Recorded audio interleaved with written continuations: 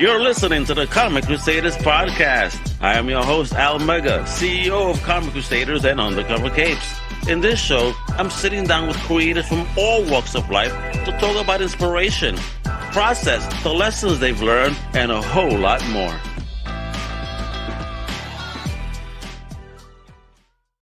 What up, mi gente? It's your boy, Al Mega. Welcome to a brand new Comic Crusaders Podcast. And today, folks, I got an amazing creator here. I mean, this person is a designer. He's a storyboard and comic book artist. He is also a publisher of an amazing independent press label called Asylum Press. Let me introduce the man himself, the legend in the making, Mr. Frank Forte. Hey,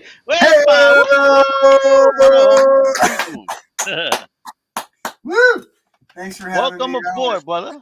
Hey, thanks for having me, man. I appreciate being here. I love Comic Crusaders, so it's good to finally be part of the family, you know? Yeah, you've been a part of the family once you started making even books and even before that, because you've been kicking ass in all domains. We're going to get into that journey right now, folks. You won't believe the journey Frank's been on.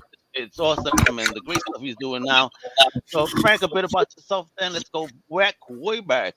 Tell us where you're from, OG. And what was your first love of fandom? Yeah, so originally grew up in Connecticut, upstate New York, Westchester County. Went to college in Connecticut. Always loved comics. Started reading, when I was young. Started reading in the 80s, X-Men, Daredevil, Micronauts, Fantastic Four, John Byrne. I was into Marvel mostly, but I read DC. Also loved horror, so I was always reading, Eerie, Creepy. Those magazines were on the stands when I was younger. Read all that stuff. And then, started finding the EC reprints. So I was really into EC. Always read the DC horror, House of Mystery, Witching Hour, Dark Shadows, I think it was called, House of Shadows. Secrets of the Haunted House. Always loved Dark Mansions. That's what it was. Always loved all that stuff. Read comics through the 90s, got into heavy metal, got into the, Corbin and all those other, foreign guys like Mobius, Liberator, and, got into manga and anime. I mean, fandom, I like all that stuff, horror movies, and, started publishing comics in the early 90s.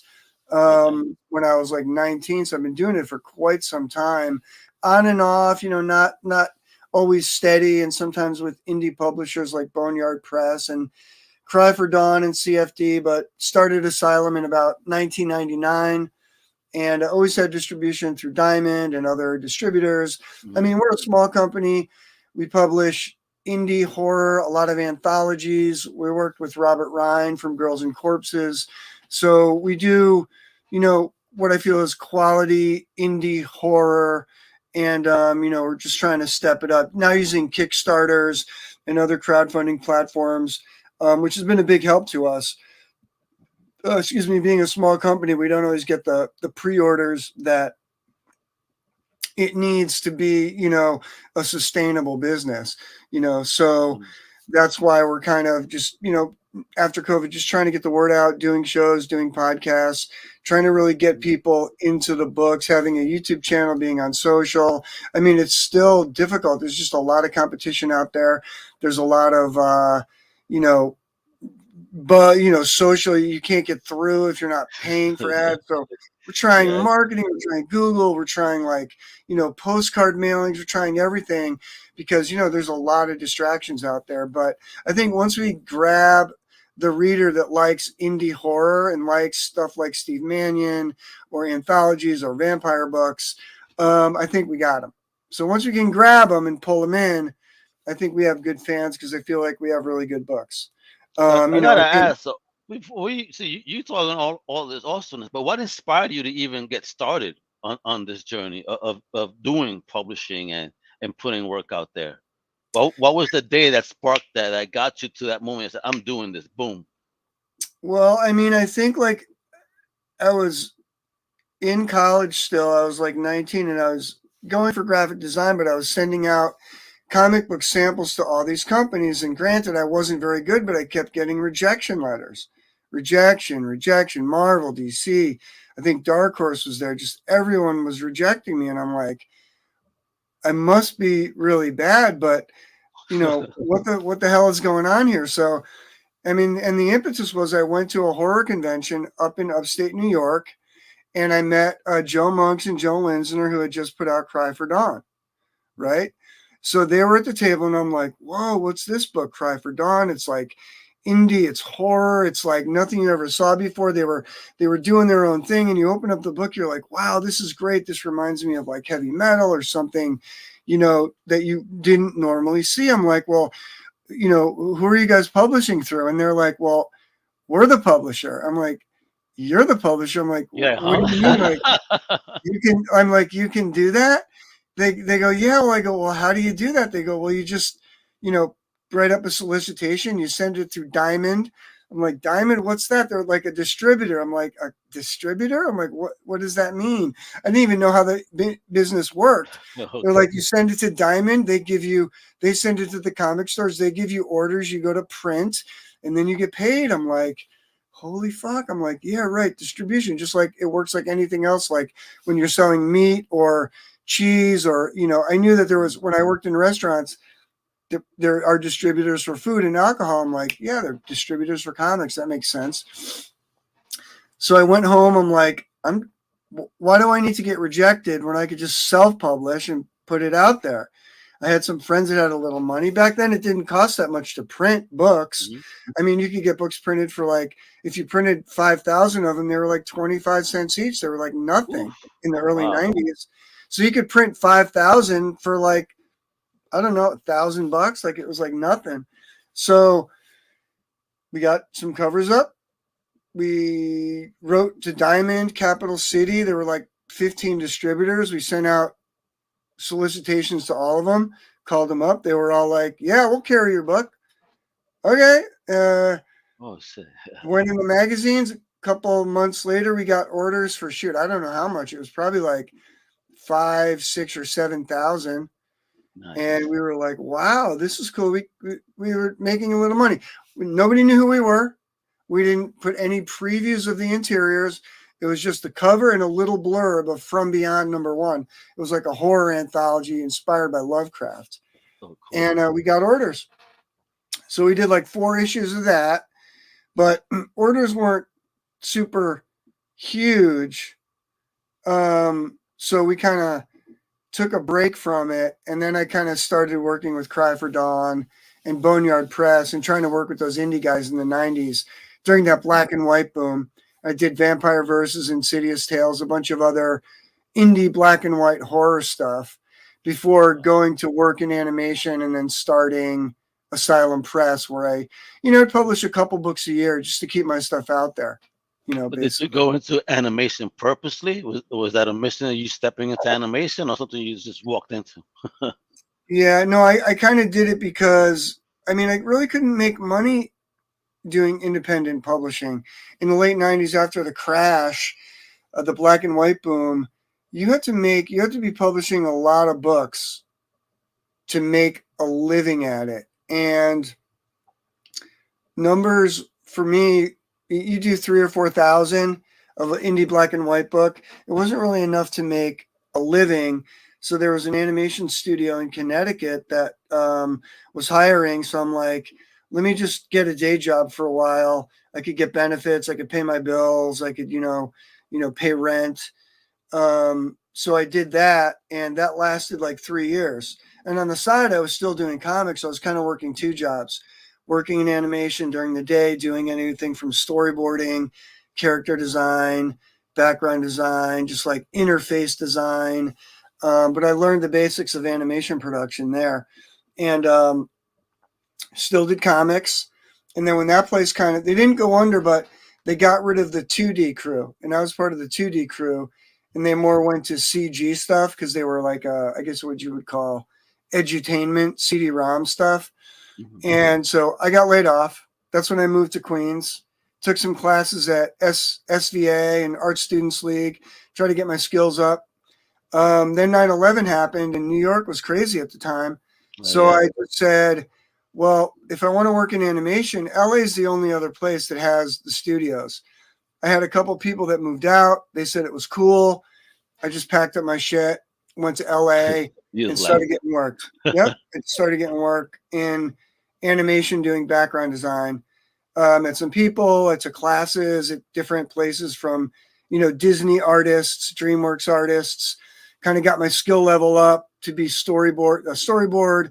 I did some flash animation, character design, background design. I kind of did a little bit of everything, and still doing comics on the side.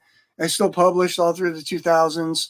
One or two books a year, and I got cool jobs. I worked for places that Renegade. They did stuff for Cartoon Network. I storyboarded for low budget horror movies. I worked at DreamWorks. I worked, at Bento Box, who eventually did Bob's Burgers. That's how I worked on that show. Hey. Worked at Sony on the Emoji Movie. Worked on Insidious, The Last Key. So I bounced around between animation and live action film doing storyboards while doing comics. It must have been a dream job being a fan of horror to get, in on an Insidious movie. Yeah, it was very cool because I really always wanted to work in horror movies when I first came out there, but it was a really tough nut to crack to get into live action.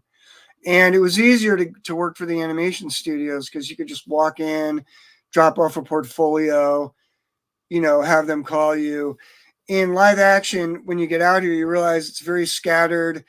And even though there's studios, it's hard to get into. You got to try to network within this animation production or this live action production network of people that are like producers, directors, UPMs, art department coordinators, production managers. And it's all this group that you kind of meet either being on set or you get introduced to, and then they have your name and then they call you. So it's a little harder to get in with that crew. And I did, and from time to time I get calls. So eventually it led to Insidious. I worked on Lovecraft Country. Oh, nice. I worked on The Nun 2 recently, Conjuring 3, a bunch of other Blumhouse movies. So, yeah, it was cool. Definitely. Oh, that is so fire, yo. All right, so then here we go. You do your publishing press. Let's bring this beautiful website up so we can start seeing some goodies. So you're doing your publishing press, right? So what's your thoughts? How did you do it all dolo at the beginning, or did you have an artistic team already built in, or was this just a solo project? Pretty much did most of it myself. Like the first books we did were Vampire Verses and Billy Boy and Hex of the Wicked Witch. So these were like early titles that we did, like Hex of the Wicked Witch. That was one of the first titles we did. It was like a black and white horror. Then we did Vampire Verses, which was first at CFD. That's the first printing. Then we did it through Asylum Press. Then we did a book called Billy Boy. That's not on here. Insidious Tales was another one. So it was mainly horror, but I did all of it. I mean, I did the typesetting. I did the pre-press. I sent it to the printer. I made sure the books were in stores. I did the invoicing. It wasn't that much. They wouldn't do that many titles, but eventually I would maybe hire out, freelance some designers, and I would publish other people's stuff here and there, or I'd get people to work for the anthologies. I worked with Robert Ryan from Girls and Corpses, and then found Steve Mannion's book, and people would send me stuff through the mail. Hey, you want to publish my book? I took on a few books, but it was never that much where they were all that profitable. It was kind of like we'd get the books out there, we'd do the numbers we needed to do to make a little bit of profit, and we'd have the titles out on the stands, which is really what I wanted, And then we'd do conventions, New York, Boston, Rhode Island, Connecticut, and just kind of sell at local stores. We'd do little signing tours. So, I mean, it was cool. It was fun. What was your first convention experience like behind the table? The first one, shoot, it was like a local one, I think, in my hometown below this church where we were just, A it church. was fun. Yeah. I think it was in the basement of a church, and it was just, low budget, a bunch of tables, and we sat there and we sold stuff. Then we would step it up and do like these smaller Connecticut conventions. And then we all do the Mike Carbonaro shows in New York because those happen like kind of monthly. So I got in with him and did those. And then he would do like a bigger national show. Then we would do the Great Eastern conventions, which were at Javits. There were just all sorts of cons in Boston, Rhode Island, Massachusetts, and Jersey. We do all that stuff. I mean, they were fun. And back in the 90s, like you would do a convention, a small one, and it was all comics. It was comic fans, it was comic creators, and it was comic dealers. There was no Hollywood. There were no, I mean, there were little toy sellers and stuff, but it wasn't but related to the comics at the very least, not trinkets. Right. Yeah. So it was cool, and you'd sell. People were really into indie books. Like you'd have people that wanted to buy Faust and Cry for Dawn and indie stuff. Like they collected Marvel, but there was a fervor for the indie stuff. So it was a cool time to be publishing, I would say. Hell yeah, 90s had a lot of fun goodies from a lot of publishers at the time. It was a struggle. Like, don't get me wrong, it was a struggle, but like it was fun. Like we never did the numbers that Image did, and there was always like this kind of jealousy, like Image. They're doing like millions of numbers, and then they weren't putting the books out in time. So it's like they're making all this money, but they're slacking off on putting it out. So it was like, oh man, like you guys could have the golden goose, but you're not putting the books out. Other than, of course, McFarlane and Eric Larson, like always put their books out. Like you could see there's on like number 300, so they never defaulted. But the Wildstorm and Liefeld Studio, they started like missing deadlines and stuff, and to be indie, we were like, you guys, you could be making a shitload. Where we were struggling to get books, just to get like numbers of 3,000, and those guys were doing like 500,000 to 1 million on some of those. Easy, books. Easy. It's crazy. Right back then, yeah, good old days. I mean, for publishers that were in on it. And for fans just digesting all this stuff. A lot of them that were saying back in the day, oh, they bought so many copies they made fun of. Actually, they might make out okay after all, because the current industry, the way it's going, for back issues is insane. Well, yeah, for lower print runs, if it's a rare book, that is going to make it more valuable. Like Spawn #1, Death of Superman, those books they don't go for that much, right? Because there were so many of them, but Walking Dead #1 or Faust #1 or Cry for Dawn #1. Yeah. Crow #1. Crow #1. They're valuable if you could find them. Oh heck, I wish I could get my hands on a nice Crow #1 in the wild. I mean, all our books like Hex of the Wicked Witch, Vampire Versus maybe did a 10,000 print run at one time, but for the most part, 3,000 to 5,000 of most of our books. So that's not really that many. Gotcha. So tell me what you got here. What's up on the offerings for Asylum now? Because I know we got Steve Mannion the other day, and that was dope. yeah, he's great, right? He's a great creator. He's always got stories. He's like out there, and he's just into his books, right? So for one thing, Fearless Dawn is Steve Mannion's book. There's a number of titles that we have out. This is the new one. We're doing a set of enamel pins. And Fearless Dawn, The Bomb, which was originally published as The Bomb as a trade paperback, but it was never published. That's her origin story, and it was never published in comic book form. So Fearless Dawn, The Bomb is a 4-issue miniseries telling her origin, and we wanted to do it as a comic to just get it into stores to get more people into her and the character. So that's the new one coming out. It's like 4 covers in a signed edition. As you can see, the work is just great, right? Isn't it? Oh, yeah, I'd love it so much. Steve Mannion just doing his thing. Classic pen and ink style.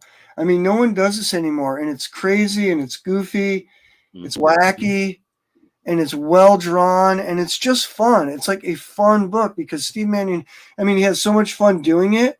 It's just over the top, fun, superhero action.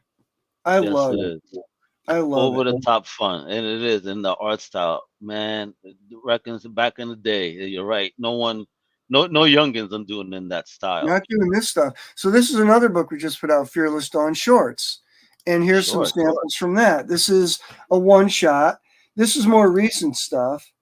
And it's just Steve yo, writing, drawing. I mean, look, he writes and draws everything. This is a fully drawn page, no Photoshop. yeah. But that Pencil. coloring was so nice. The shading on it. Now, this is colored in Photoshop, but he likes working in Oof. different styles. Yeah. That's fully painted, drawn. Wow. That's Photoshop. But look at that stuff. Yeah, man. Did he show you any of this stuff? You saw some of the stuff, absolutely. Some of the stuff we were focusing on Fearless Dawn, man, because This is he a made new to one. put this baby up. This one's coming out. This one's coming out in a few weeks. I think it might come out this Wednesday. Fearless Dawn swimsuit edition. We have some sketchbooks. This is Chibi Finale. This is an older one of the black and whites that we did. I mean, look at Yeah, I this was stuff. telling him that's tattoo art to the core right there. So many of these designs I could see. It's a little underground. It's a little Wally Wood. It's a little Mad Oh, Magazine. look at that dog. But Fire, it's like, son. I mean, it's crazy. It's like cartoony, but there's these giant monsters, and then there's these girls running around. Like, It just reminds me. It reminds me of also. Remember Ren and Stimpy when they do the close-ups, yeah, right? no, totally. And then this one was this book was kind of inspired by a Mobius style, so we kind of like did some stuff in a Mobius Wow. style. I mean, this is really great too. Heck yeah. So there you go, folks. It doesn't have to be goofy all the time. You get serious, you get down. What? That man's a So boss, huh? that's one of the books. Vampire Macabre is another one of our titles. This is one of my titles, and it is, these pages have been colored. I got to update them, but it's an anthology of vampire tales. 3 stories. One is Nosferatu, one is Zephyra, and the other is blood something. But this story takes place in a Mad Max world, but it's about vampires and monsters. This story here is a short story about vampires who take over a castle and suck people in to give them a tour, a wine tasting tour, but then eat them. And then this is Nosferatu. This is kind of like a S&M vampire dominatrix that her story is ongoing, but also appears in the other issues of Vampire Macabre. I mean, we have Zombie Terrors, which is a zombie anthology book. Warlash, which is like a and here's another Mannion story from Warlash is kind of like sci-fi. He's a armored warrior of justice in a post-apocalyptic world. And this is a story that Steve Mannion did for us years back. These panels, yo, I love them. The usage, the page layout. This is Dwayne Harris doing a Warlash story. Folks, look at these pages. Beautiful art. My gosh. These look fantastic. Cool stuff, right? Right? Oh my gosh. Everything. The So that's coloring, the lettering. the lettering's good too, right? Heck This is yeah. another.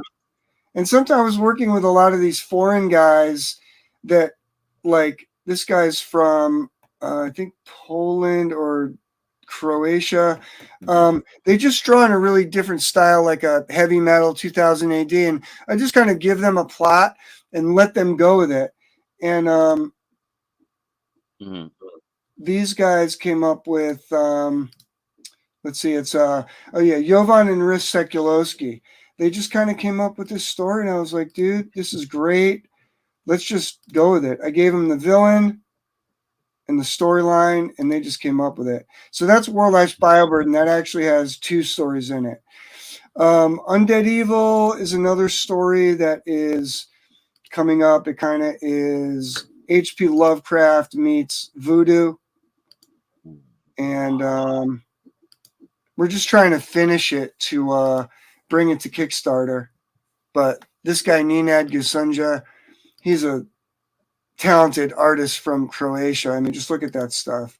Yo, Bizarre and twisted, right? Fire. How the hell do you find this amazing talent? They just submit this stuff to you?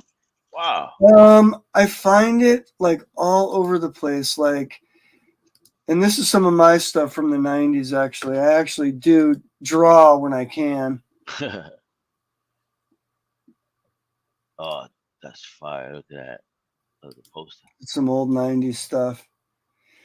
But, well, I worked as an editor at Heavy Metal Magazine for a few years. And you just get, I was just on the hunt, like websites, DeviantArt, comic book conventions, just searching Instagram. You just find these creators. Sometimes they submit to you, and you just pick them up. I mean, all sorts of ways that I have this list of weird, eclectic creators. You know, just over the years. I mean, I've been doing it for like 30 years. So you just find people. You know, a veteran. Veteran. Exactly. So that's Asylum Press. This is a new thing I'm doing. This is called Frankenhorrors.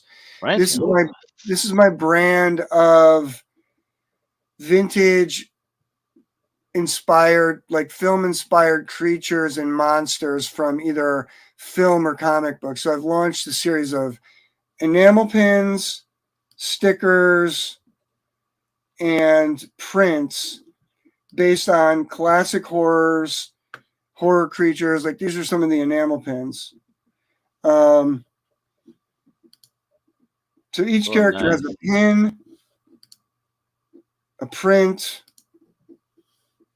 and a sticker. But it's just my, like, I love horror. I love classic movies. I love classic comic books.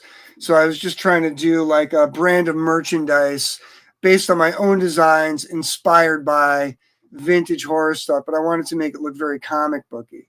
So this is the Frankenhorrors collection. So this just came out. Nice.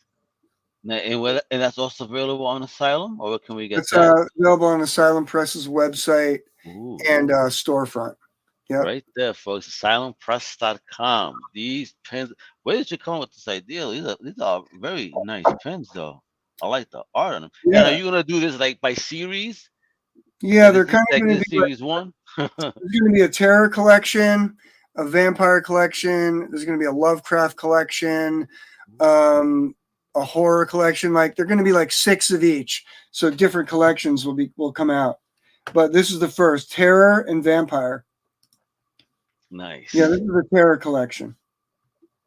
So it's vampirus, werewolf, succubus, Bride of Frankenstein, swamp creature, and flaming skull. Oh, like flaming skull actually burns some weed or some shit. Yeah, right. Look like. It's burning some dope. So those are the Frankenhorrors collection. I also have this other thing that I'm doing called Cartoon Creepies, which is more based on my vintage cartoony stuff. So we did a line of enamel pins that are based on classic rubber hose cartoons like Cuphead, Betty Boop, Warner Brothers, but making them kind of like creepy and violent. So they all have weapons, and like these are some of my like paintings that I've done over the years. So it's based on characters from the paintings, but it's like that old rubber hose style cartoony stuff. Yeah, but they all have axes and heads, and they're chopping people up, and they're cute. A whole horror movie like this. Yeah, they're cute, but they're creepy. Like that's my Triclops with a knife. Oh shit! This is Triclops head. So that's like kind of another series of merchandise. We're trying to come up with merchandise too that can either go with the comics or go with, animated cartoons and stuff. Yeah, that's a cool looking one for real though. I like that one. Right? That's my fave that you pointed out. Yeah. It's so unique. It's Triclops unique. head. Yeah. That and the weed head skull over there. Oh, the That, weed. Yeah, right. Yeah, that's kind of fun. So we're gonna make cartoons with these, and that brings up this other site that I have called Goon Cartoons, which is Ooh. um, my site for doing, um, I guess, animation. So if you look up Goon Cartoons on YouTube, you can see where I do all sorts of cartoons, animation, and we put trailers up. Like this is a trailer for Fearless Dawn the Bomb, but I also do original animated cartoons as well. You too. Ooh. That's what we need to bring back to the cinema. Some OG cartoons played on the big screen before a movie. Like we do these goofy things like anime and comic books and Comic Con, and it's like enamel pins. Are you into enamel pins? it's like this. You ever know that annoying guy that's really into anime? We're Oh not yeah. talking about me. We're here to talk about you. Yeah. We're here to talk about That- you getting revenge. I That's totally. definitely me right there in the back. Right? So Goon Cartoons is just like kind of like my little animation cartoon site on YouTube. But also, if fans of Asylum Press also has a YouTube page where we put up comic book trailers, behind the scenes stuff. So we're trying to get more subscribers. So if you guys want to subscribe, once we're up to 1,000, we can monetize. So, we're trying to get more people. So just look up Asylum Let's make Press. it happen. Yeah, I'm gonna go immediately if I'm not. I We're should be subscribed. 232. We need to get to 1,000. That shouldn't be that hard. Yeah, man, we're there, baby. Let's make it, folks. Show the love. Gotta follow Show the Asylum love, Press man. Show the love. everywhere, on YouTube, on Twitter, on everywhere, Facebook, everywhere. I'm telling you, you be We're up pimping there. his game right here because this is great stuff. So there you go, the previews catalog. This, folks, get your orders in. Get your orders in. This is Fearless Dawn the Bomb. I'm pretty sure you can still order it. It's available through Diamond and Lunar. And then this one just came out. This is Fearless Dawn Cold. So this is the new one. You can order this. This is a one shot. This is Steve Mannion's new book, Fearless Dawn Cold. It's going to be another crazy Fearless Dawn adventure in the Arctic with her friends and her villains. It's just, what can I say? If you like Steve Mannion, I think you should support everything he does. Yep, and this is in shops on April 26th. It says to get your pre-orders up like ASAP, folks, for real. Go to ASAP. right now. What's that code? It's an FEB 23185. Yeah, February 231185. I mean, you could just go to Previews World or your comic shop and just ask for Fearless Dawn Cold. They'll have it in their system.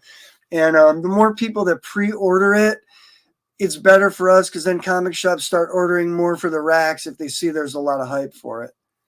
Oh, please do support indie, folks. Very important. These creators are the future, bringing us also a different taste of comics. That's right. Right? So instead of complaining about the other ones, you know who I'm talking about. See, support indie like Frank. You be happy with a smile on your face. You ain't gonna complain about shit. All right?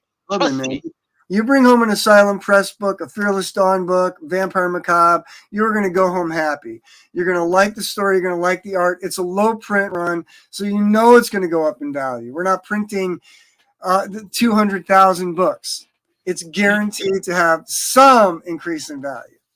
Have you held on to any of your OG releases? Do you have like your own personal stash of your stuff? I have all of them in boxes somewhere in the garage or under the house or something.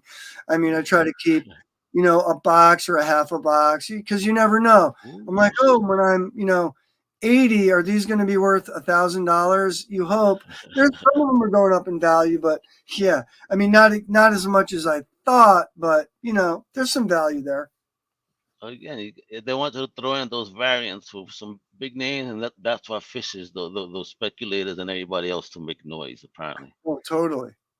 But we don't want you to spend all that money. Just support it as this, folks, because this is dope anyway. And you get variants by the teams themselves right there. Fire shit, yo. Yeah, I definitely dig it.